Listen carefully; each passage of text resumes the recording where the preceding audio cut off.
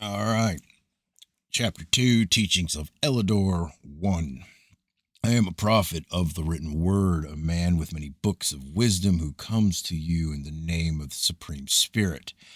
I bear proof of my mission for all to see. I was a sleeper in the great stone chambers of initiation. The voices of the instructing spirit spoke to me, and I answered with the words of power.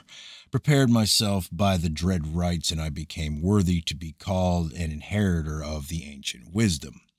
They who awaken the sleepers charged with me with the burden of a prophet, saying, Go forth into the highways and byways of the land, bearing the scars of one seared by nearness to the flame of truth. Be not a man of pleasure, a son of wickedness. Have no love of comfort in the flattery of fine clothes. Deceive no woman for fleeting satisfaction, nor be deceived by worldly shadows.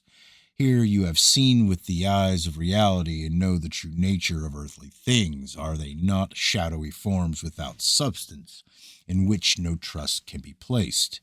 All earthly things pass away. The loveliness of flowers withers and fades. The beauty of a woman's face slips away with the passing years.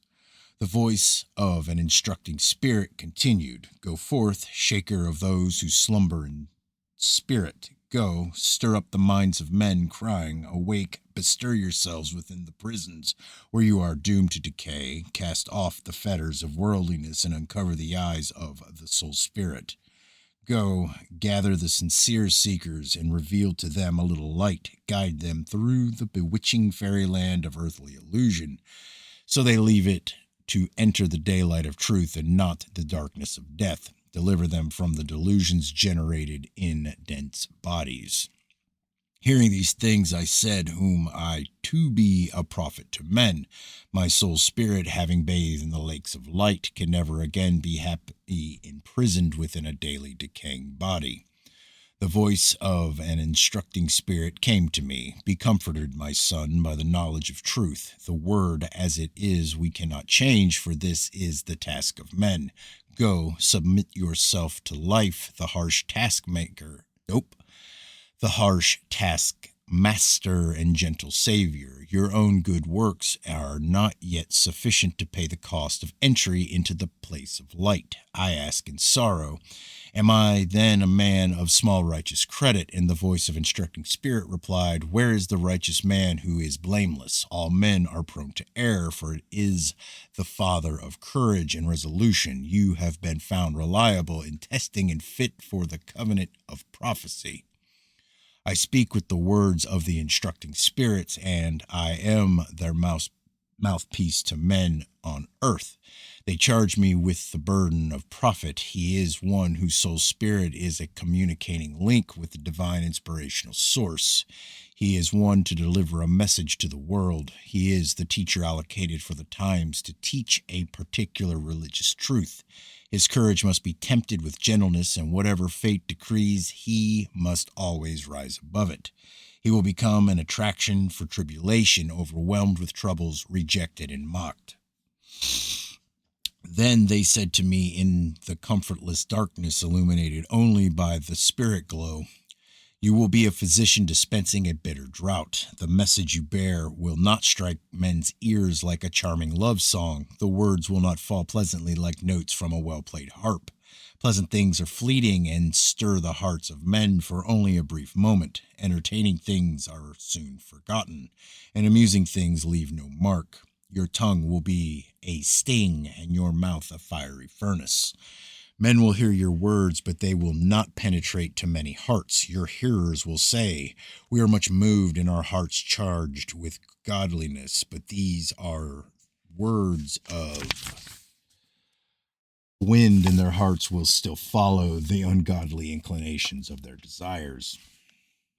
When a man enters the great stone chambers of initiation, he receives an infusion of the divine essence. His soul spirit is awakened to conscious awareness and passes out to leave the mortal body still and silent within its tomb. He comes into the presence of being who know the will of the Supreme Spirit. He learns awful secrets. He knows whence he came and whither he goes. He is one reborn and awakens to rediscover himself. When I heard my fate, I asked for a smooth path and success, and my plea was rejected. Yet from that day I came to love life as never before. From that day I was a lover of truth. Now I no longer have any trust in the world. I am no longer deceived by its ways. I know the world and the works of men, and I know myself. I sought for my soul spirit and found myself. 10,000 worlds and their mysteries are meaningless to me. I found truth, and she stands higher than all the worlds. In the place of terror, I saw other things. I learned the secret of the serpent with its tail in its mouth. I saw the workings of the spawn of evil and the fungus of corruption. I gazed upon the dark ones, and when they saw me, they became vicious. They sought to attach themselves to me, for burdens of wickedness are added to those who affiliate themselves with evil. But I was strengthened against them and came forth uncontaminated. When the implications of my fate awoke knowledge in my heart, I wept in the spirit lit darkness for my wife, for my children, for would they not become fatherless? Who would harness the oxen and scatter the seed over the soil? Who would tend the sheep and stand guard? Who would protect from intruders? The voice within the tomb chamber spoke of fate and destiny and the things which were unalterable. It said, the path of the prophet is beset with sorrow. Your house is destined to become desolate, and no human hands could have deflected the blow of fate. Your lands shall be abandoned to wild creatures, and many years shall pass before they are resown. Then I said, let my wife be spared and the children of my body, for they will be comforters to me along the way and strengthen my heart in service. The voice of the instructing spirit replied, were these things within my power to grant, gladly would it be done, but you have been chosen as a prophet, and the way is hard and lonely. In the years ahead, your family will be mankind, and your companions the accompanying spirits. The road is long, and its end rests in eternity. Fear lurks by the wayside. Doubt haunts the forest to be traversed, and worldly temptations will be like wolves at your heels. But you can look forward to the joy of reunion at the destination, and though the way is hard, the journey is not in vain.